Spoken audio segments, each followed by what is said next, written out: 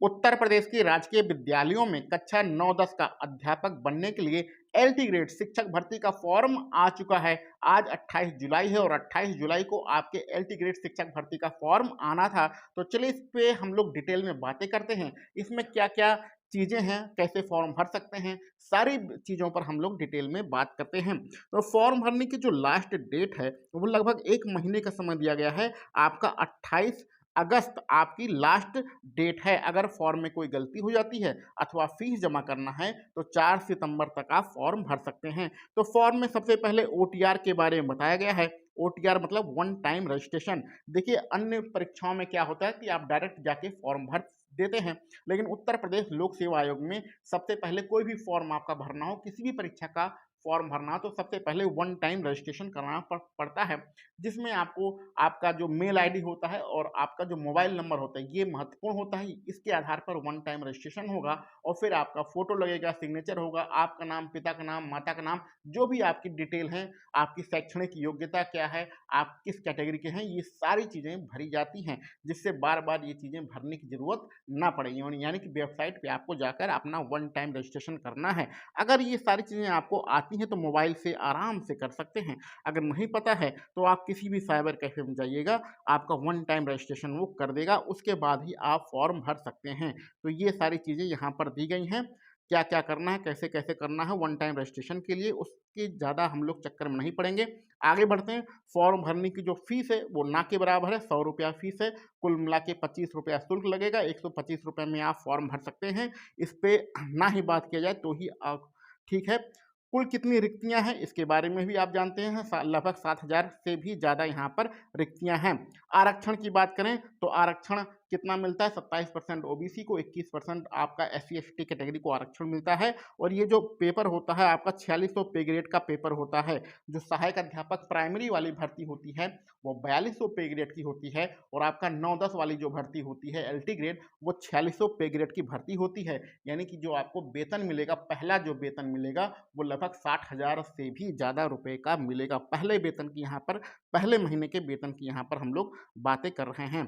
EWS के बारे में बताया गया है, आरक्षण के बारे में बताया गया है कि जो भी आपको आरक्षण चाहिए या ईडब्ल्यूएस का सर्टिफिकेट अगर आपके पास है तो इससे पहले ही, यानी कि जो नोटिफिकेशन है उससे पहले ही, जो फॉर्म भरने की लास्ट डेट है उससे पहले ही सब लोग सारे अपने सर्टिफिकेट बनवा लीजिए। बाद वाला कोई यहाँ पर मान्य नहीं होगा। उसके बाद कुछ महत्वपूर्ण बातें हैं, उस पर हम लोग चर्चा करते हैं।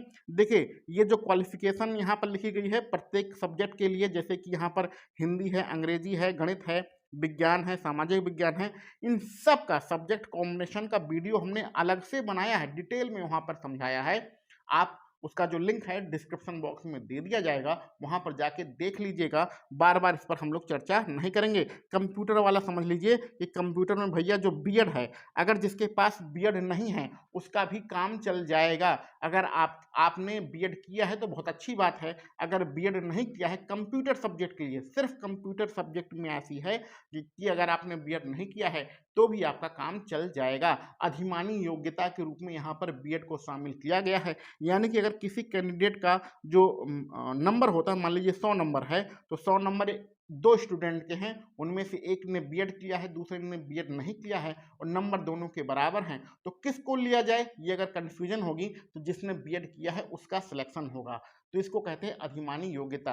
अगर किया है तो अच्छी बात है, नहीं किया है तो भी आपका काम बन जाएगा कंप्यूटर सब्जेक्ट के लिए। बाकी हमने यहाँ पर सारी चीज़ें सभी सब्जेक्ट का कॉम्बिनेशन के लिए वीडियो बनाई है, उस पर जाके आप वीडियो के डिस्क्रिप्शन बॉक्स में उसका लिंक दिया है, जाकर आप डिटेल में देख सकते हैं अगर आप सब्जेक्ट कॉम्बिनेशन के लिए परेशान हैं तो। अधिमानी योग्यता के रूप में यहाँ पर प्रादेशिक सेवा में 2 वर्ष का अनुभव और एनसीसी में बी सर्टिफिकेट, यह भी यहाँ पर दिया गया है। तो अगर है तो अच्छी बात है, नहीं है तो कोई यहाँ पर ज़रूरत नहीं है। बाकी ये यहाँ पर आपको पता है ये सारी चीज़ें। हम लोग आगे बढ़ते हैं। उम्र, एज लिमिट की बात करते हैं, तो एज लिमिट के बारे में आपको पता है कि यहाँ पर दिया गया है आपको 21 साल से लेके 40 साल। आपकी 1 जुलाई 2025 को आपकी एज कैलकुलेट होगी और उम्र होनी चाहिए आपकी 21 से 40 के बीच में होनी चाहिए। लेकिन अगर आप आरक्षित वर्ग से आते हैं, यानी कि ओबीसी हैं, एससी हैं, एसटी हैं, इस वर्ग से हैं, तो आपको 5 साल की छूट दी जाएगी। इसी प्रकार अगर आप दिव्यांग हैं तो आपको 15 साल यानी कि 55 साल की उम्र तक आप फॉर्म भर सकते हैं, और आरक्षित वर्ग में 45 साल की उम्र तक फॉर्म भर सकते हैं। और अगर आप भूतपूर्व सैनिक हैं और मतलब भूतपूर्व सैनिक हैं या आप नौकरी से रिटायर हैं, तो 3 साल की छूट वहाँ पर मिलती है। ये सामान्य कैटेगरी की है। अगर आप ओबीसी कैटेगरी में हैं तो 5+3 यानी कि 8 साल की आपको छूट मिलेगी। चलो आगे बढ़ते हैं, कुछ आगे महत्वपूर्ण बातें करते हैं।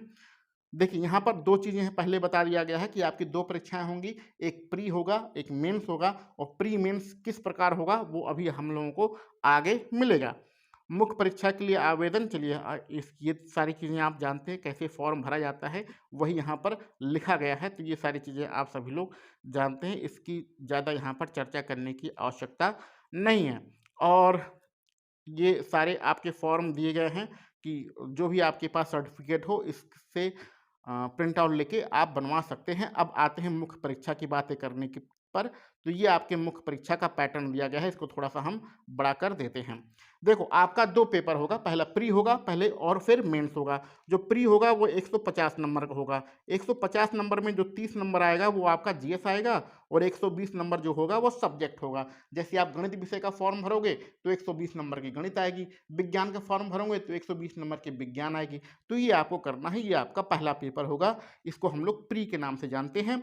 समय आपको 2 घंटे का दिया जाएगा। एक प्रश्न जो होगा वो 2 नंबर का होगा, कुल मिला के पूर्णांक आपका 300 नंबर का बनेगा। और समय कितना रहेगा भैया? 2 घंटे का समय रहेगा।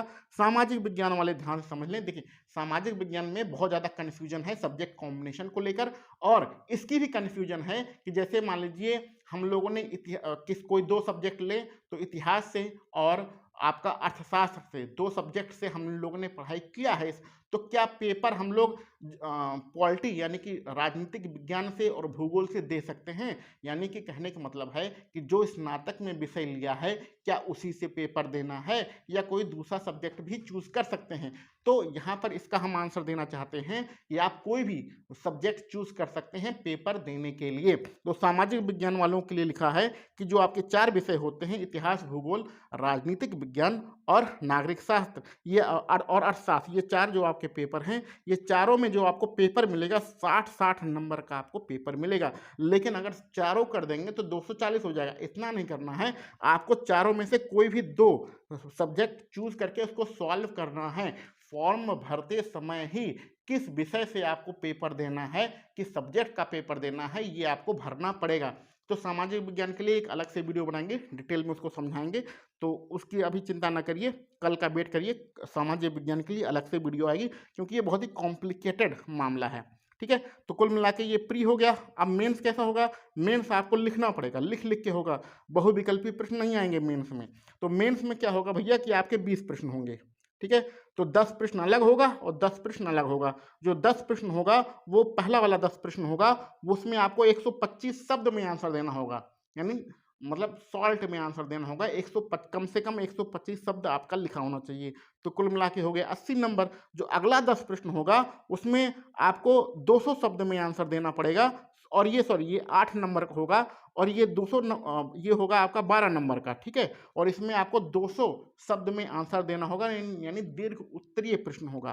तो यहाँ पर आप देख सकते हैं ये साफ साफ यहाँ पर लिखा गया है कि जो पहला प्रश्न 10 नंबर होगा वो 10 प्रश्न होंगे, वो 8 नंबर के होंगे, 125 शब्द में आपको लिखना है।